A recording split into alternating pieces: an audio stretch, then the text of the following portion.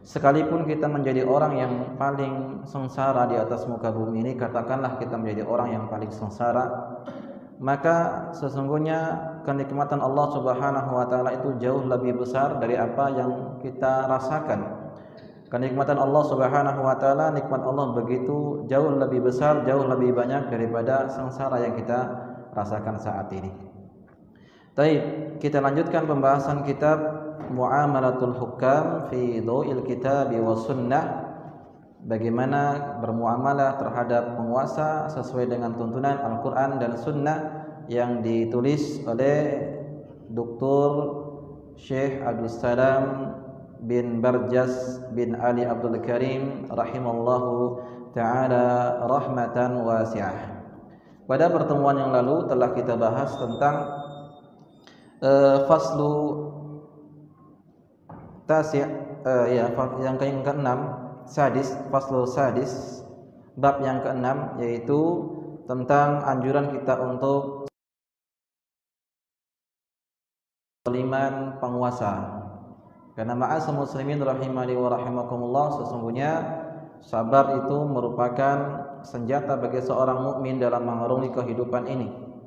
Karena tidak selamanya dia akan menjadi orang yang tertawa, ada kalanya dia akan menangis, dan tidak selamanya juga dia akan menjadi orang yang menangis, ada kalanya dia akan tertawa. Maka di saat dia bersedih, di saat dia tertimpa musibah, baik apapun musibahnya itu, ya, maka sabar salah satu senjata atau solusi dalam mengarungi kehidupan ini. Di antara yang harus kita lakukan terhadap penguasa kita adalah kita harus bersabar terhadap kezaliman yang dia lakukan kepada rakyatnya. Bahkan Allah Subhanahu wa taala menyebutkan, wa in tasbiru wa tattaqu la yadurrukum kaiduhum syai'a.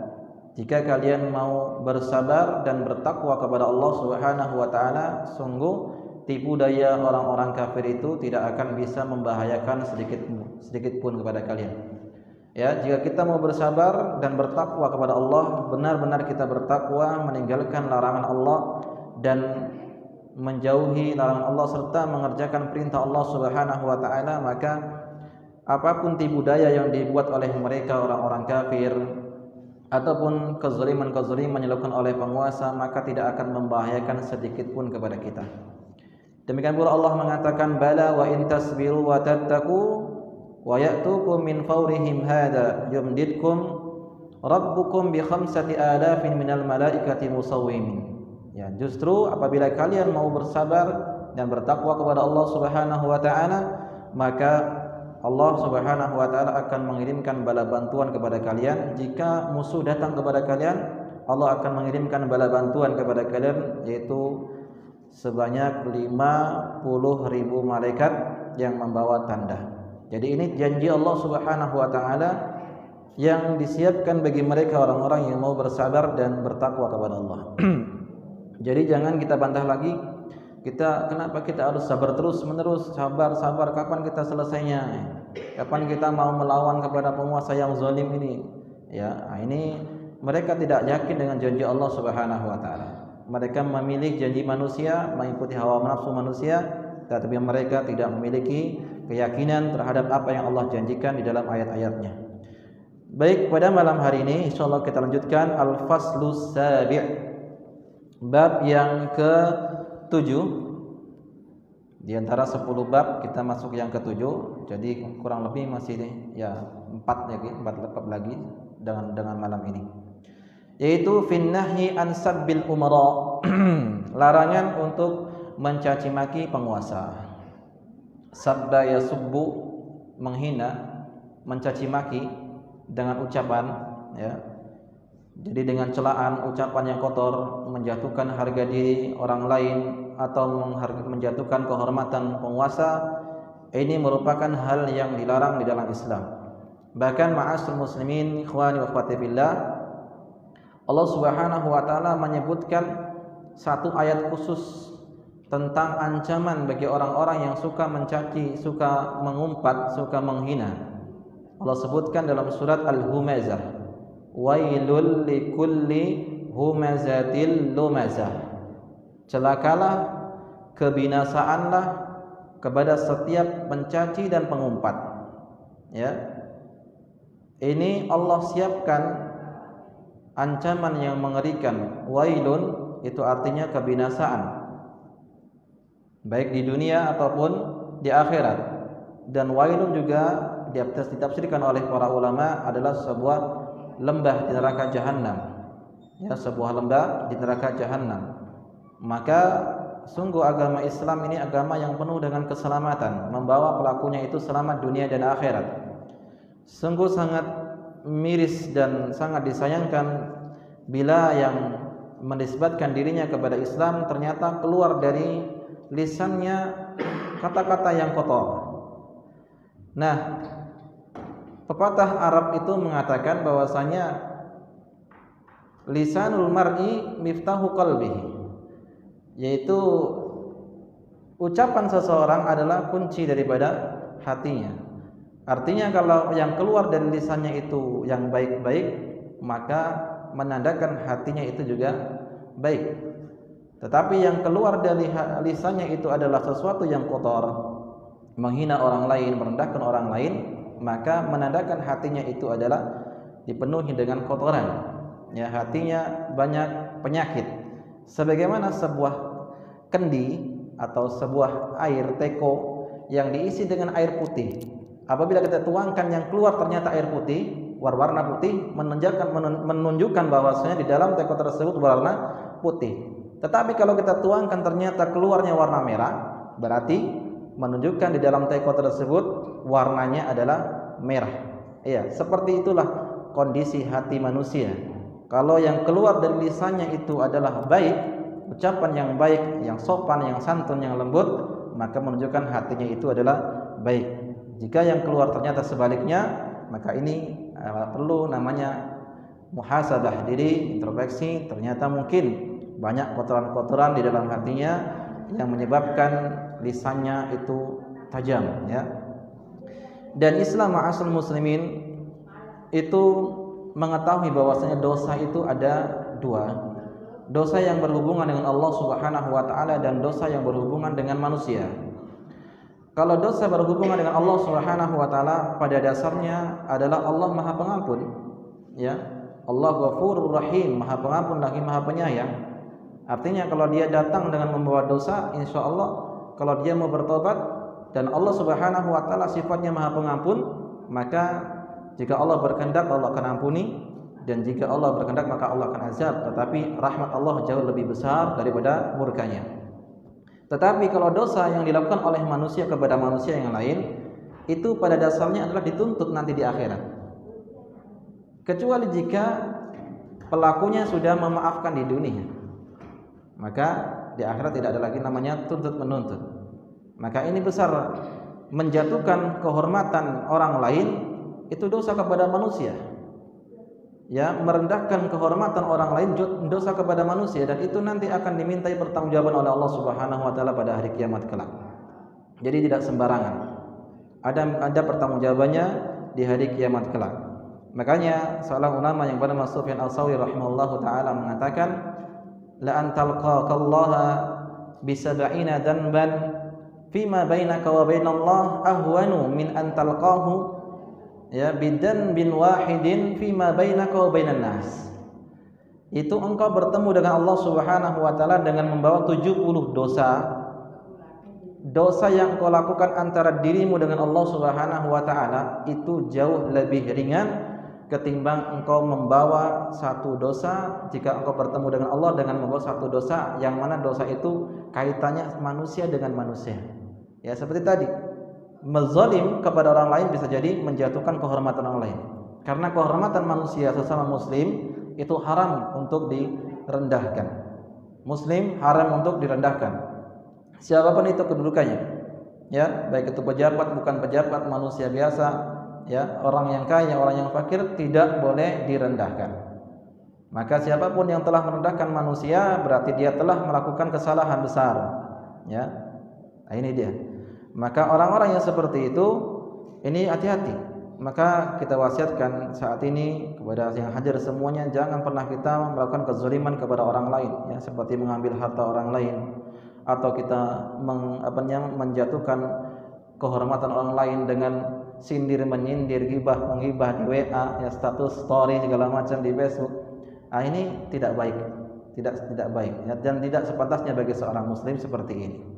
Nanti akan dituntut oleh Allah Subhanahu wa taala hari kiamat. Dan orang yang dijatuhkan kehormatannya itu akan meminta pengadilan di hadapan Allah Subhanahu wa taala. Baik. Nah, ini kaitannya sesama muslim. Haram kehormatannya untuk direndahkan. Maka begitu pula yang terlebih lagi mereka adalah orang-orang yang memiliki kedudukan yang tinggi di masyarakat. Maka orang-orang seperti itu mereka harus dimuliakan oleh kaum muslimin. Dan akidah kita Ahlussunnah wal Jamaah memerintahkan untuk memuliakan pemimpinnya. Jangankan kita mencela penguasa, ya, jangankan kita mencela manusia biasa. Di dalam Islam kita dilarang untuk mencela hewan. Di dalam Islam kita dilarang untuk mencela angin, mencela massa, dilarang untuk mencela demam, ya.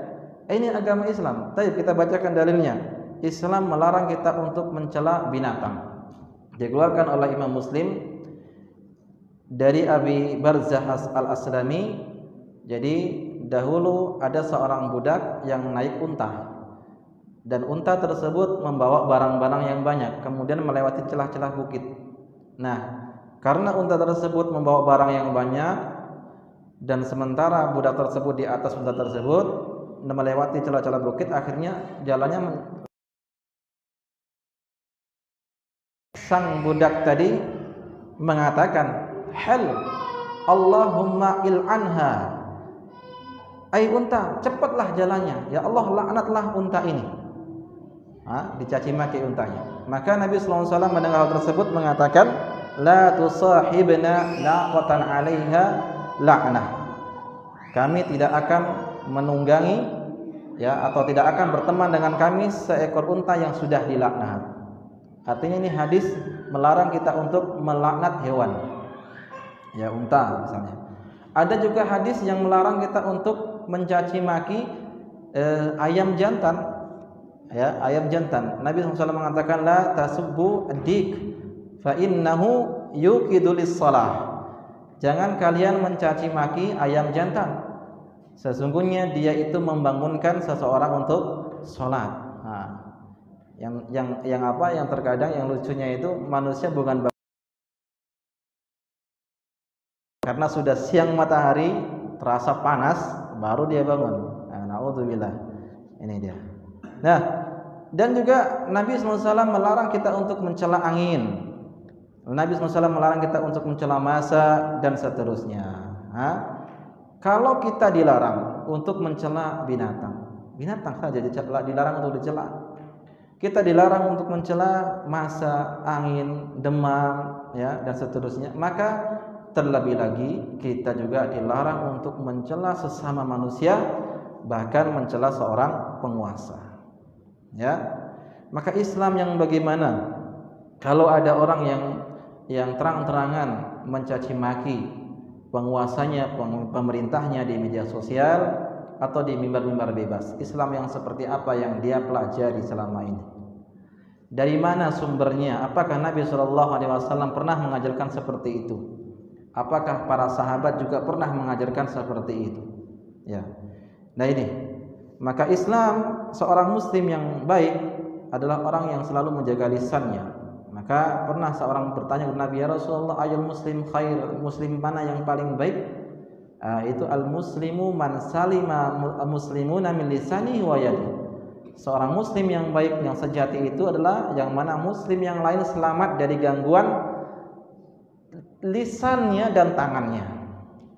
Ya, nah ini terkadang memang kita hidup di kehidupan ini tidak lepas dari namanya omongan manusia. Tetangga kita, kanan kiri kita, ya, bahkan bukan hanya ibu-ibu, bapak-bapak juga demikian.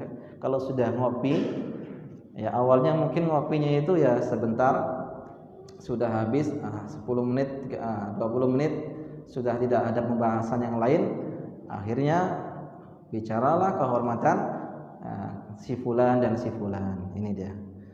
Maka ma'asal muslimin ikhwan wa akhwati fillah, bukanlah seorang mukmin yang baik kalau dia suka melaknat. Bukanlah seorang mukmin yang baik kalau dia suka berkata kotor. Nabi sallallahu alaihi wasallam menyebutkan, laisal mu'min bil la'ani walal ta'ani walal fahishi wal badhi. Bukanlah seorang mukmin itu dia yang suka melaknat, yang suka mencaci, yang berkata buruk atau bertingkah laku ya keji dan seterusnya. Ini bukanlah seorang mukmin yang baik. Ya, banyak dalil yang kita baca kalau dalam hadis-hadis tentang perintah kita untuk menjaga lisan dan larangan kita untuk mengatakan hal-hal yang buruk ya. Ini sudah banyak hadis yang kita dengar. Bahkan Nabi sallallahu alaihi wasallam mengatakan, "Man kana yu'minu billahi wal yawmil akhir falyaqul khairan aw liyasmut." Barang siapa yang beriman kepada Allah dengan hari kiamat, maka dia hendaknya berkata baik atau enggak diam. Ya, memang zaman saat ini, di akhir zaman ini, belajar diam itu sama susahnya mungkin dengan belajar berbicara. Ya. Ya, mungkin kita itu tangannya gatal. Jari-jari kita itu gatal. Kalau ada sesuatu yang viral saat ini, kalau tidak menulis itu nampaknya tidak afdol gitu ya. Atau ya seperti itulah. Nah, ini memang itulah realita yang ada. Makanya mungkin jari jemari kita ini memang pengganti lisan gitu saat ini, tapi sama hukumnya. Menulis di media sosial pengganti dari apa yang kita ya bicarakan, seperti itu. Maka menjaga jari juga sama beratnya, sama dengan menjaga lisan ini. Baik. Tentunya orang yang beriman kepada Allah, orang yang bersyukur, maka dia akan menggunakan lisan tersebut di jalan-jalan yang baik dan mengucapkan tidaklah keluar dari lisannya kecuali baik juga. Di sini disebutkan bahwa mencaci penguasa, merendahkan kehormatan penguasa, menyibukkan dirinya untuk mencaci maki penguasa, menyebutkan aib-aib penguasa merupakan khati'atun kabiratun, kesalahan yang sangat besar. Wa jarimatun syani'ah, dan ya kejahatan yang sangat buruk, dan syariat Islam telah melarang pelakunya untuk melakukan hal tersebut. Ya, jadi kalau kita mau mendalami Islam yang sebenarnya, dalamilah sesungguhnya bagaimana kita bermuamalah terhadap penguasa kita. Banyak di antara kita yang tidak paham menempatkan posisi penguasa kita. Dia kira mungkin penguasa itu seperti malaikat yang tidak pernah salah, ya, tidak pernah bermaksiat. Dia tempatkan penguasa itu seperti Abu Bakar dan Umar yang sangat adil dan luar biasa kepemimpinannya. Ya. Dia tidak berpikir bagaimana bahwasanya seorang penguasa itu sama dengan manusia kita yang banyak kesalahan dan lupa. Dan tentunya wahyan nuwatul khuruji 'alal wulatil amri alladhi huwa aslu fasadid din wad dunya ma'an. Mencaci maki penguasa di media sosial, di mimbar-mimbar bebas, itu salah satu sebab manusia itu akan memberontak penguasa. Makanya khawarij itu ada dua. Khawarij yang dia tidak bergerak, ya, dan ada khawarij yang memang dia melakukan pergerakan. Khawarij yang tidak bergerak, dia diam di tempat memang di rumah-rumahnya, tetapi dengan lisannya, dengan tulisannya dia bisa menimbulkan gejolak yang sangat besar. Dan ini bahkan lebih berbahaya daripada khawarij yang melakukan pergerakan. Ya, antum tahu orang dengan tulisannya, apalagi seorang tokoh yang dia dengan tulisannya menghasut jamaahnya untuk menggulingkan penguasa, ini sama dengan khawarij. Tetapi khawarij yang tetap dia diam di tempat tapi lebih berbahaya daripada pergerakan. Ya, baik.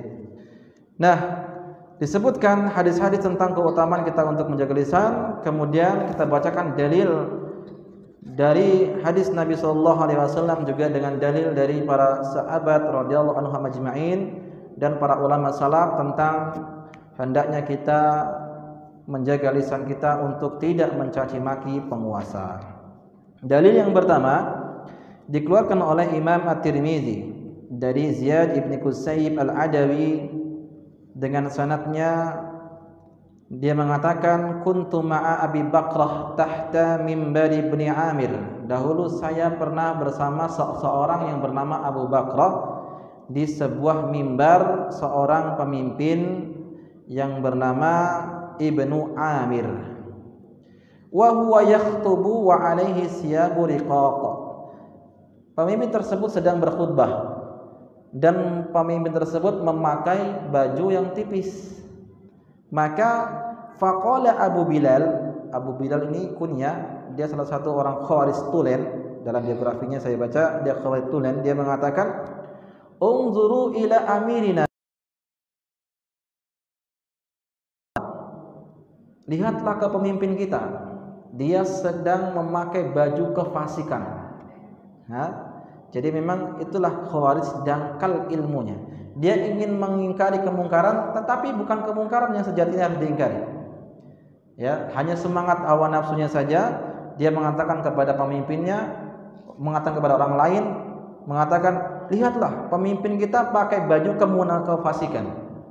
Maka Abu Bakrah tadi dia mengatakan, uskut, diam kamu. Sami'tu Rasulullah sallallahu alaihi wasallam yaqul, aku mendengar Nabi sallallahu alaihi wasallam bersabda, man ahana sultanallahi fil ardi ahanahu Allah. Siapapun yang menghinakan penguasa di muka bumi ini, maka Allah akan hinakan dia. Ya. Ini sudah janji Allah Subhanahu wa taala dan kebenaran sabda Nabi sallallahu alaihi wasallam. Antum bisa lihat siapa yang menghina penguasa terang-terangan, caci maki penguasa, bagaimana dia hidupnya, dihinakan juga oleh Allah Subhanahu wa taala. Ya, baik. Jadi ini larangan kita untuk mencaci maki penguasa. Tujuan orang tersebut mengatakan, lihatlah kepada penguasa ini sedang memakai baju kefasikan. Ini apa tujuannya? Yang pertama dia menghina penguasa, yang kedua menimbulkan kebencian terhadap penguasa. Nah, ini dia. Dalil yang kedua dikeluarkan qala Ibnu Bishran fi amalihi dengan sanadnya dari Shaddad bin Aus. Qala, dia mengatakan, faqalu, para sahabat mengatakan, inna Rasulullah sallallahu alaihi wasallam qala, sesungguhnya Nabi sallallahu alaihi wasallam bersabda, innar rajula la ya'malu bi kada wa kada minal khairi wa innahu lamunafiq. Sesungguhnya ada seseorang yang beramal ini dan itu, nampaknya beramal kebaikan, tetapi sesungguhnya dia orang munafik. Ya, tentu para sahabat bertanya, wa kaifa yakunu munafiqan wa huwa mu'minun? Ya Rasulullah, kenapa orang ini kok bisa dikatakan munafik padahal dia orang yang beriman? Nampaknya dia amalnya soleh, dia beramal.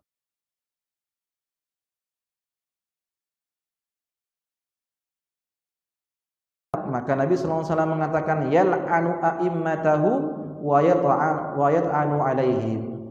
Dia adalah orang yang suka melaknat penguasanya dan mencaci maki penguasanya. Jadi tanda kemunafikan dalam diri seseorang itu kalau dia gemar mencaci maki penguasa. Ya. Ini biasanya dilakukan oleh lawan-lawan politik biasanya. Ya, karena mungkin dia kalah. Jadi dia buat persatuan, akhirnya bagaimana caranya setiap kebijakan yang dikeluarkan oleh penguasa itu nampak jelek di mata masyarakat. Bagaimana caranya? Ya, tadi potong-potong disebar-sebarkan video-videonya, ceramah-ceramahnya, pidato-pidatonya yang bahasa Inggrisnya, ya dan seterusnya. Ini ya naudzubillah subhanallahi, ini adalah tanda kemunafikan seseorang apabila dia gemar mencaci maki penguasa.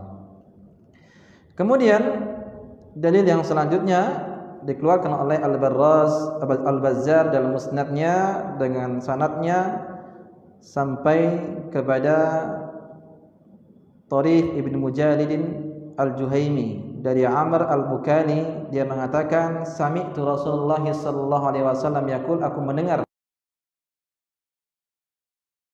idza kana 'alaikum umara'u ya'murunakum bis-salati waz-zakati wal-jihad faqad harramallahu 'alaikum sabbahum. Jika pemimpin-pemimpin kalian menyuruh kalian untuk salat, untuk zakat, untuk berpuasa, untuk berjihad, maka haram bagi kalian untuk mencaci maki mereka. Dan alhamdulillah penguasa kita, ya, presiden kita mengatur semuanya, mengatur haji, mengatur, ya, negara ini. Coba kalau kita, ya, pengatur pernikahan dan seterusnya, ya, ini repot bagi kita. Diatur semuanya, maka ini kemudahan dan maka dilarang bagi kita untuk mencaci maki mereka. Wa halalakumus salatu khalfahum, dan dihalalkan bagi kita untuk salat di belakang penguasa. Mungkin ada orang yang enggak mau salat di belakang penguasa kita karena mungkin menuduh penguasanya itu tidak berhukum dengan hukum Allah, atau penguasanya penguasa yang zalim. Maka ini adalah kesalahan yang sangat besar. Ya, selama penguasa tersebut mendirikan salat, nampak dia melakukan amaliyah Islam dalam sehari-harinya, maka boleh bagi kita untuk sholat di belakang mereka. Ya. Dalil yang selanjutnya, qala Ibnu Abi Asim rahimallahu taala membawakan dengan sanadnya sampai kepada Anas bin Malik. Anas bin Malik, ya, khadimu Rasulullah sallallahu alaihi wasallam, pembantu Nabi sallallahu alaihi wasallam. Tetapi pembantu ini bukan pekerjaan yang rendah. Yang dibantu adalah Nabi. Ya, maka ini kemuliaan yang sangat besar. Mungkin kalau kita sendiri, saya mau jadi pembantunya Nabi sallallahu alaihi wasallam. Ya. Bagaimana kita bertemu dengan Nabi, ya, kita melihat aktivitas Nabi sallallahu alaihi wasallam dalam kesehariannya. Kata Anas bin Malik, nahana kubara'una min ashabi Rasulullah sallallahu alaihi wasallam qala. Dahulu, ya, pembesar-pembesar dari sahabat Nabi sallallahu alaihi wasallam melarang. Mereka mengatakan la tasubbu umara'akum. Jangan kalian caci maki pemimpin-pemimpin kalian. Wala taghushuhum wala tubghiduhum. Jangan kalian curang kepada mereka dan jangan pula kalian membenci mereka. Wattaqullaha wasbiru. Bertakwalah kepada Allah dan bersabarlah, fa innal amra qaribun. Sesungguhnya pertolongan itu dekat. Ya. Ini tadi kita sebutkan hadis-hadis Nabi SAW larangan untuk mencaci penguasa. Dan ini dari sahabat Nabi sallallahu alaihi wasallam. Sahabat-sahabat senior, mereka melarang untuk mencaci maki penguasa. Yaitu kita kalau ingin menjalankan agama yang benar, ini apa yang Rasulullah sampaikan, apa yang para bukan dengan hawa nafsu kita saat ini. Ya, mungkin ada yang berdalil dengan kan kita negara demokrasi.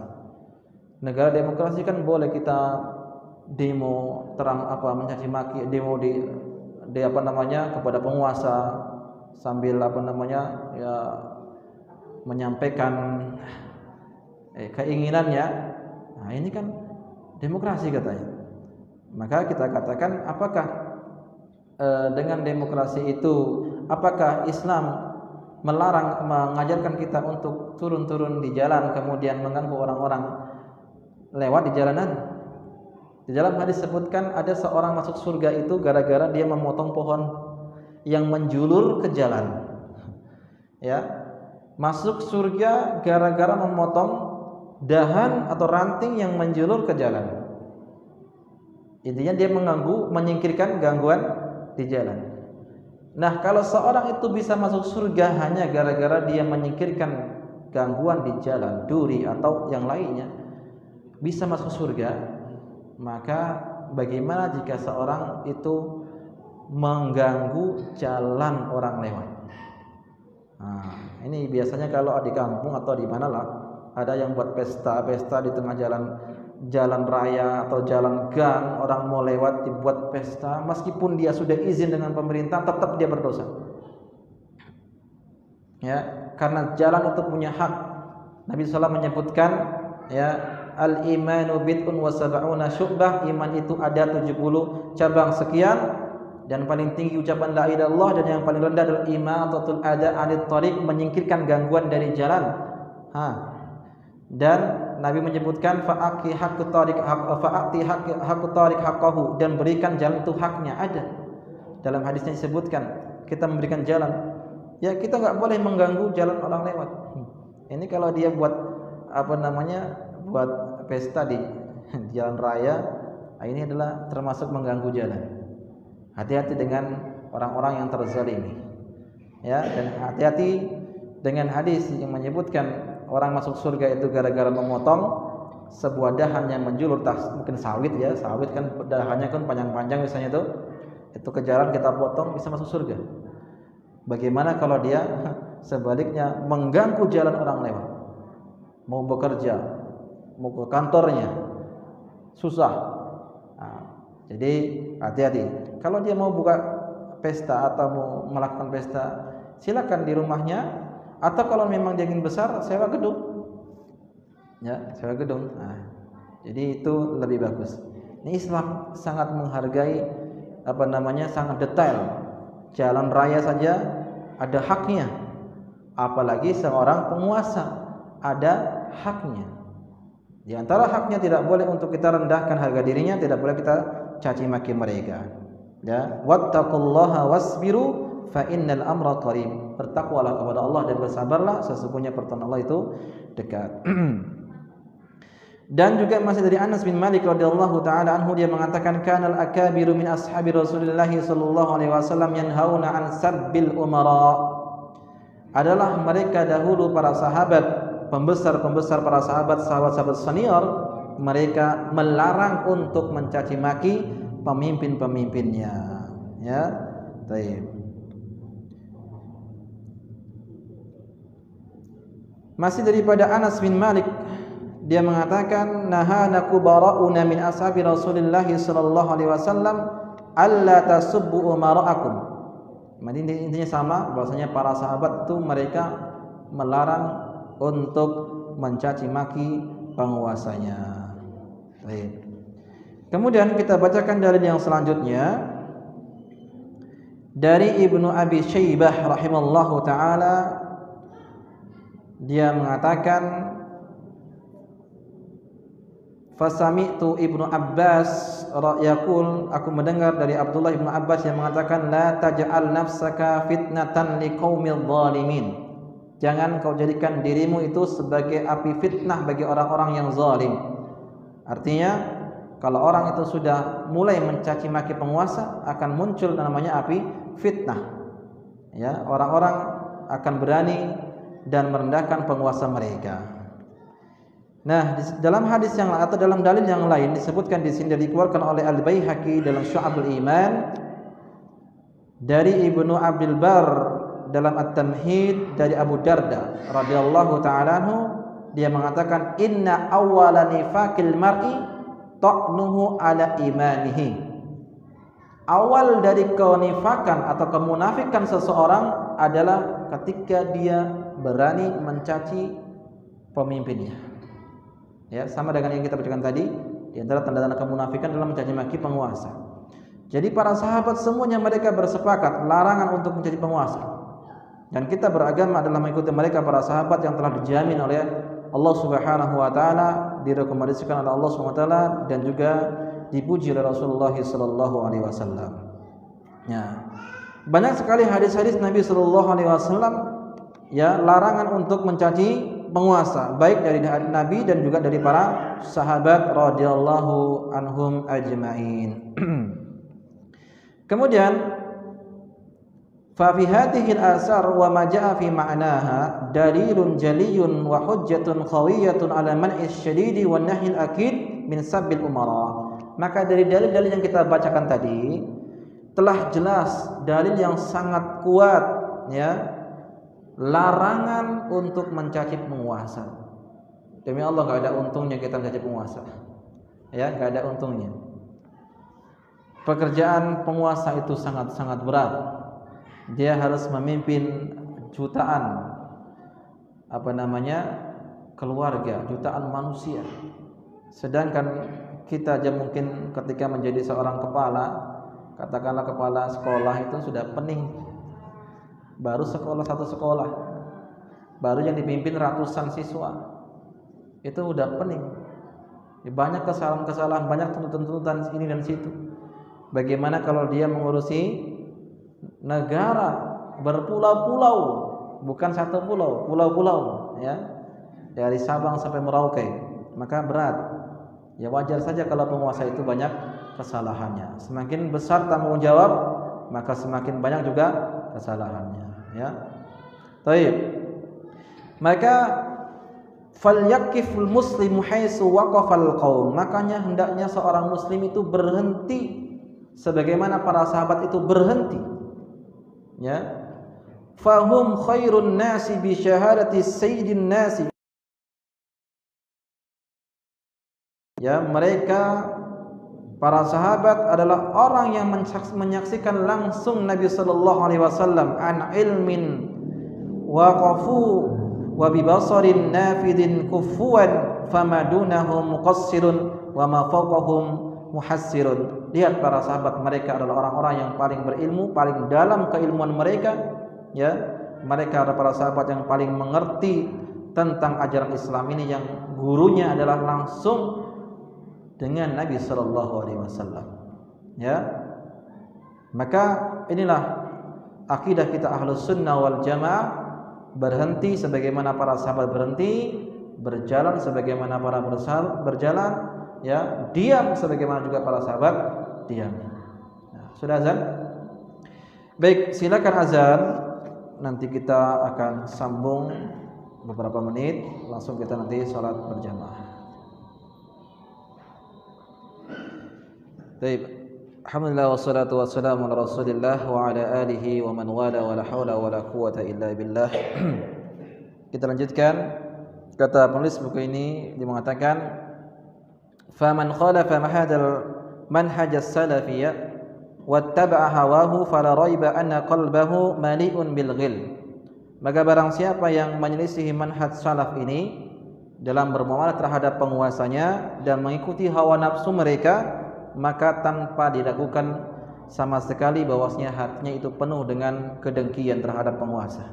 Hatinya penuh dengan kedengkian, hatinya penuh dengan kotoran, penyakit yang harus dibersihkan. Inna sibaba wasyatama yunafin nusha lil wulad wa qad sabata 'an Nabi sallallahu alaihi wasallam anhu qala. Ya betul bahwasanya mencaci maki kepada penguasa itu termasuk menghilangkan amal ma'ruf nahi munkar atau menasihati penguasa. Karena Nabi sallallahu alaihi wasallam menyebutkan salasun la yughillu 'alaihinna qalbu imri'in muslim. Ada 3 amalan yang mana hati seorang muslim itu tidak ada kedengkian sama sekali. Yaitu yang pertama, ikhlasul amalillah. Itu orang mengikhlaskan amalan karena Allah Subhanahu wa taala. Wa munasahatu wulatil amri, memberikan nasihat kepada penguasanya, ya. Waluzumu jama'atil muslimin, dan senantiasa bersama jamaahnya kaum muslimin, yaitu tidak keluar dari ketaatan terhadap penguasa, ya. Jadi kalau orang sudah tidak mau menasihati penguasa, bahkan dia mencaci penguasanya, berarti dalam hatinya itu ada kedengkian, kemunafikan. Atau bahkan lebih parahnya, dia memberontak penguasa, tidak mau lagi taat kepada penguasanya, maka ini telah termasuk orang-orang yang menyelisihi manhaj salaf. Ya, inilah manhaj salaf, inilah akidah kita, ya, yang mereka tuduh dengan tuduhan yang keji. Mereka katakan kita adalah Wahabi, Salafi Wahabi, yang berbahaya bagi NKRI, yang suka memecah. Dari mana mereka bisa? Kitab yang kita baca ingin memberikan pemahaman kepada seluruh kaum muslimin bahwa terhadap penguasa kita harus menghormati, terhadap penguasa kita harus bersabar atas kezalimannya, tidak boleh menggulingkan penguasa, tidak boleh memecah barisan kaum muslimin, menumpahkan darah. Lalu mereka tuduh dengan tuduhan seperti itu, naudzubillah summa naudzubillah. Hatta termasuk buhtanun kabir, tuduhan yang sangat besar, yang sangat keji. Ya, kita Ahlus Sunnah wal Jamaah menghormati, ya, menjaga keamanan sangat menjaga darah kaum muslimin supaya tidak tertumpah. Saya katakan tadi, jangankan kepada manusia, hewan itu punya hak dan dilindungi dalam agama Islam ini. Bahkan bangsa jin juga mereka punya hak yang harus kita jaga perasaan mereka. Apa dalilnya? Kita dilarang untuk beristinja, membersihkan kotoran ya dengan tulang belulang, dan dilarang membersihkan kotoran dengan kotoran hewan. Kenapa demikian? Karena tulang belulang itu adalah makanannya jin. Bangsa jin saja dihargai oleh Islam, dihormati dalam Islam ini. Bagaimana kita menghormati penguasa dan bagaimana kita menjaga darah kaum muslimin. Ya. Maka orang-orang yang menuduh kita sebagai salafi wahabi yang gemar dan berbahaya bagi NKRI, mereka belum baca kitab-kitab ini. Ya, mereka mengatakan kita sumber daripada terorisme, naudzubillah. Ini tuduhan yang sangat keji. Baik.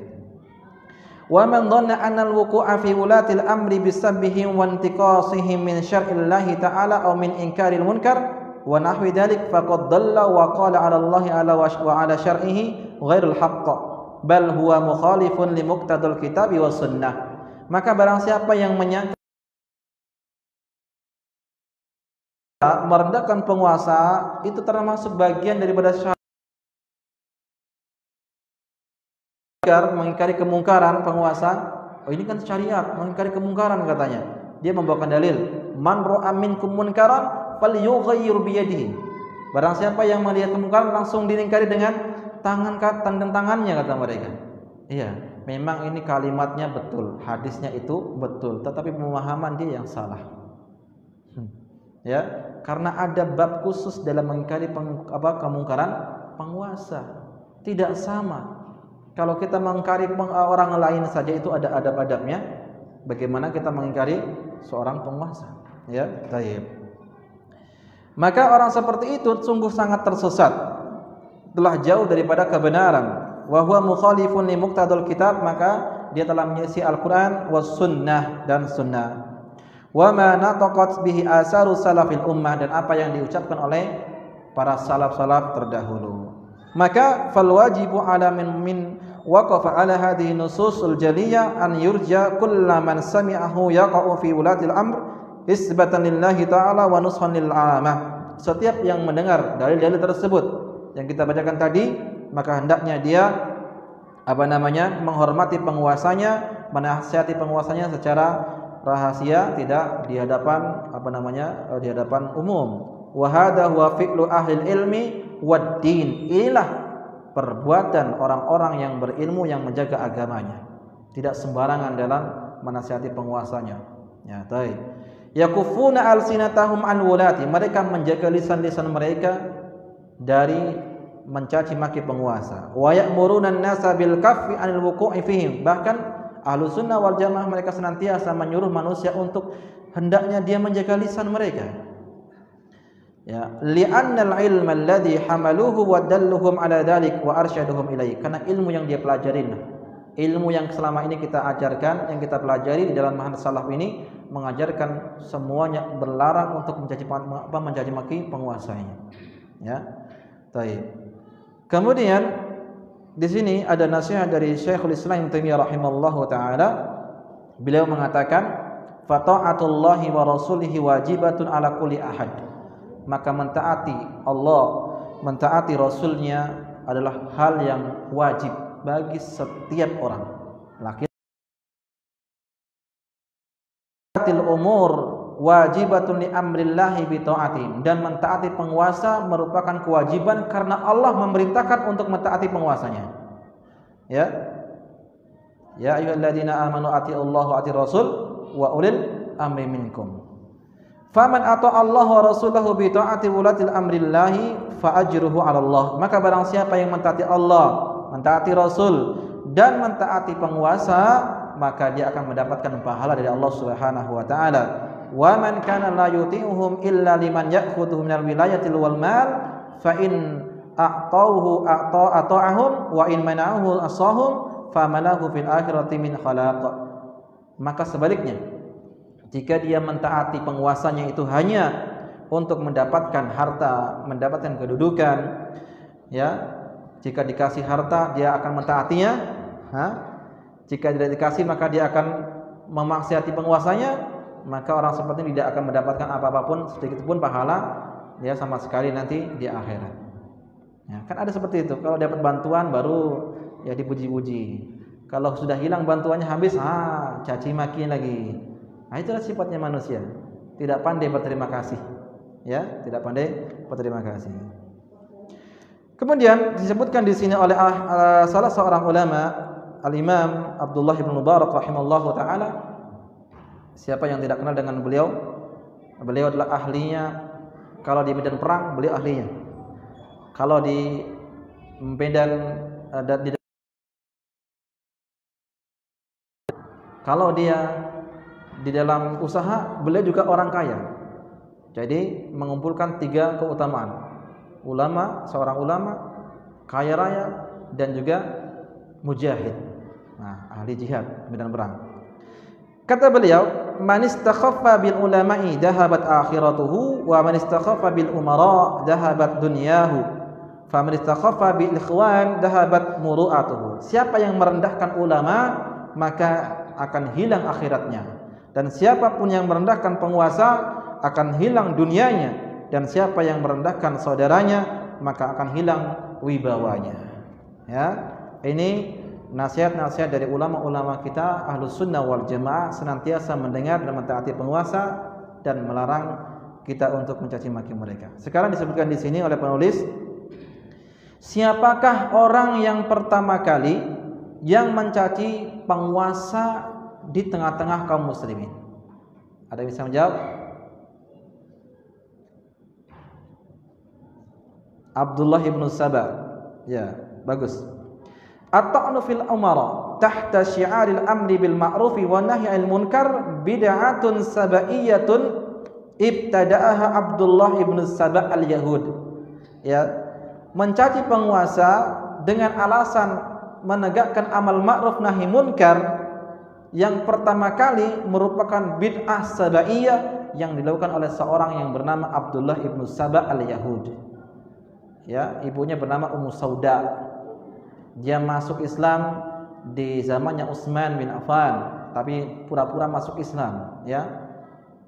Dia masuk Islam hanya untuk menghancurkan barisan kaum muslimin. Disitulah mulai pertama kali muncul penghinaan, pencaci makian kepada penguasa. Dahulu-dahulu enggak ada. Tapi mulai saat ini, ya. Ya, ada seorang yang namanya bernama Abdullah bin Saba. Siapa dia? Disebutkan oleh ulama yang bernama Ibnu Asakir dalam Tarikh Dimashqi. Dia mengatakan Abdullah bin Saba itu adalah seorang gulatu minar Rafidah, seorang Syiah Rafidah yang ekstrim. Ya, Syiah Rafidah yang ekstrim, gulat. Makanya ada sebagian namanya gulatus Sufiyah, Sufi yang ekstrim. Ini sama juga ada Syiah Rafidah yang sangat ekstrim. Asluhu min ahlil Yaman, aslinya dia adalah orang Yaman. Kana Yahudiyan, dia itu adalah seorang Yahud. Wa adharul Islam, menampakkan dirinya Islam. Ya, wa tafa biladil muslimina liyalfitahum an ta'atil a'immah. Dia masuk, pura-pura masuk Islam, kesana kemari ke negeri kaum muslimin. Tujuannya ini untuk menggulingkan atau mencaci maki penguasanya. Maka siapapun saat ini yang kita saksikan, seorang ustaz atau seorang kiai yang dia mencaci maki penguasanya di media sosial atau di mimbar bebas, maka dia telah mewarisi bid'ahnya Abdullah ibn Saba. Mau tidak mau, suka tidak suka, ya seperti itu. Ya kita katakan yang pertama kali mencaci maki penguasa adalah yang bernama Abdullah ibn Saba, seorang Syiah Rafidah yang sangat ekstrim. Maka ikhwan wa akhwati fillah rahimani wa rahimakumullah, inilah akidah kita Ahlus Sunnah wal Jamaah, senantiasa berjalan di atas dalil qala Allah wa qala Rasul, dan perkataan para sahabat dan perkataan para ulama-ulama yang maksur yang terkenal dengan keilmuan mereka. Dan Ahlus Sunnah wal Jamaah mereka adalah para ulama-ulama yang senantiasa mengikuti dalil, ya, senantiasa yaduru ma'a dalil haitsu dara, berputar bersama dalil kemanapun dalil itu berputar. Baik. Ini pembahasan kita di bab yang ke-7, yaitu larangan mencaci maki penguasa. Tapi insyaallah di pertemuan akan datang kita akan sambung di bab yang ke-8 di pembahasan yang berbeda. Kita cukupkan pertemuan kita sampai di sini. Semoga apa yang kita bahas ini bermanfaat. Wa sallallahu nabiyana Muhammadin wa ala alihi washabihi ajmain wa akhiru alhamdulillahirabbil alamin. Subhanakallahumma wa bihamdika asyhadu an la ilaha illa anta astaghfiruka wa atubu ilaik. Assalamualaikum warahmatullahi wabarakatuh.